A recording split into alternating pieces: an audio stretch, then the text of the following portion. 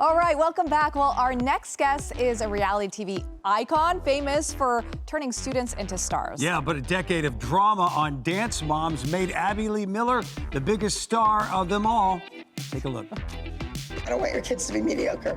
I want them to be amazing. And if they're not willing to be amazing, then hit the door. 8 seasons, 224 episodes, and countless performances. Abby Lee Miller was the coach for it all. A controversial dance instructor who turned everyday dancers into stars. But with the fame came controversy and drama, not only with the kids, but the parents. You can't go backstage when another group is dancing and intimidate anyone. How dare you speak to me that way? How dare you? Well, I have been teaching for 33 years. I've been teaching longer than you. Right, but who do you have on Broadway? Nobody, kiddo. No, I didn't, dingbat. Listen, I said, Brooke, is your mother speaking for you? Get your Do you finger want to out be of my face. Girls out the room. Yeah.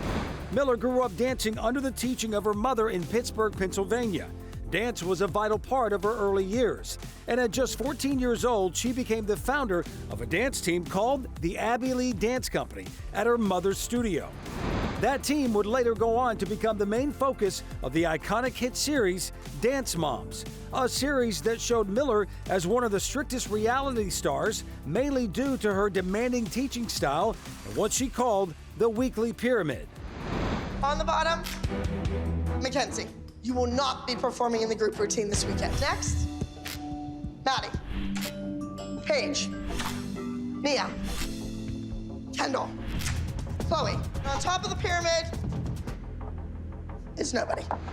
Before joining Dance Moms, Miller filed bankruptcy in 2010 after owing more than $400,000 in back taxes to the IRS. In 2015, she was indicted for fraud by attempting to conceal income. She served 8.5 months in prison. This is the first time I've been up a step again in 2 years. After her release, she was diagnosed with an aggressive form of cancer that ultimately left her paralyzed. But after all of that, she is ready for a comeback, teasing a new version of Dance Moms, a self-proclaimed season 9. Now, 12 years later, after it all began, I'm back and better than ever.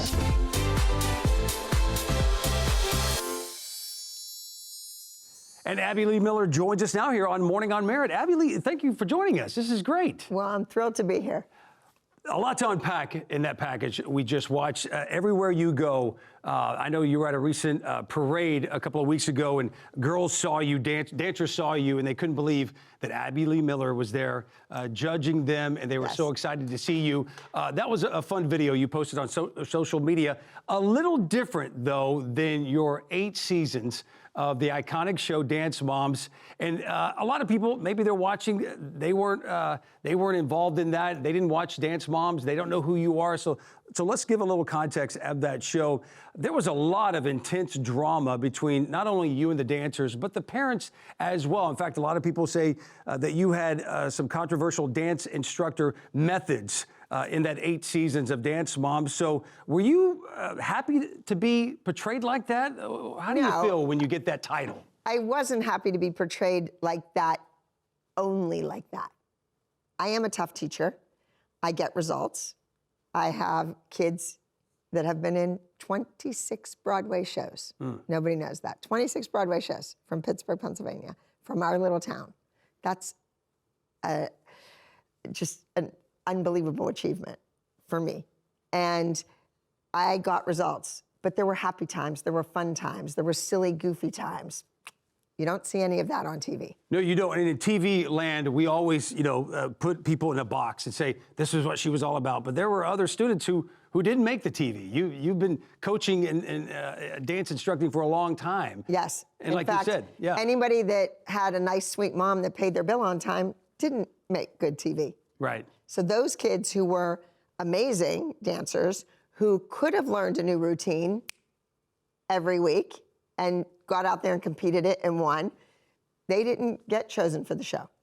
Let's talk about some of the methods, though, that you used during the 8 seasons, the pyramid, when you're coaching, things like that. Do you think that works now in 2024, going into 2025, with not just the woke cancel culture, but just kids as they're reared. I'm 52. We didn't have 8th place ribbons when I was younger. You either came in first, second, or third. And went home with nothing. Right. There you go. Or you tried harder.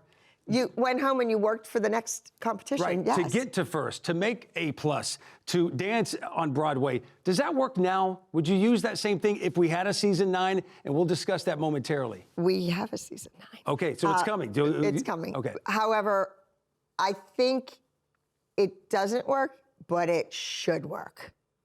It should work. So would you change things up then? Are we going to see a different Abby I Lee teach Miller? every day. I taught last night. I was Using in those New same York. methods? Yes, yes. You know, some children, you can say, honey, when your foot comes through sur le coup de pied into passe, you need to open that knee up and press that hip under. I say it like that, and I say it once. And they got it. And it's fixed. Other kids, you just have to scream at until you're blue in the face. But you see potential in them. So is it Yes. a breakdown and then lift back up? Or is it Yes. I'm giving up on you? I've told you 14 times, this isn't working. Sometimes. Sometimes it's that? 30 times, it's not working. Yeah, 14, I'll keep going a little bit more, yes. All right, let's talk about Lifetime. They held a Dance Moms reunion. Yes. Clear this up. Either you were invited or you didn't go, or you weren't invited. What was that? I feel like I was there.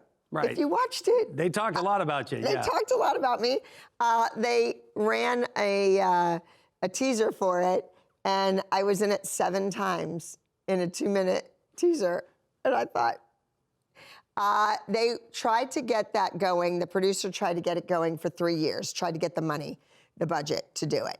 For the reunion? You're talking For the about the reunion. reunion. Okay. And then he finally did, and I wasn't a part of it. But they used me once again. Right. Yeah, your name popped And up several used times. a lot by the network. Let's talk about the story after Dance Moms. A lot of people, you faced a lot of backlash. You were convicted of bankruptcy fraud and spent more than 8 months in prison. And then you were diagnosed with a rare form of cancer. Let's go through that. Just the bankruptcy and going to prison. Okay, That would. so it was bankruptcy fraud, but there were 21 indictments because of the way I was depicted on the show, I'm sure, positive.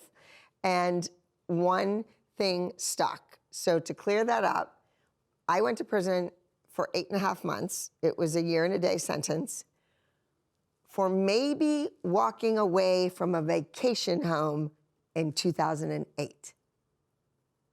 Yeah. Right. So the judge said in the courtroom, I sentence you to a 1 year and a day because if anybody at blank blank bank would have known you were on a television show, they would have never negotiated the rate that low.